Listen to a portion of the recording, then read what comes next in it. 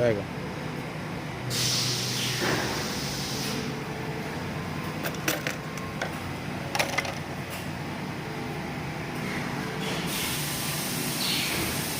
nó cái này thì mình học qua lập trình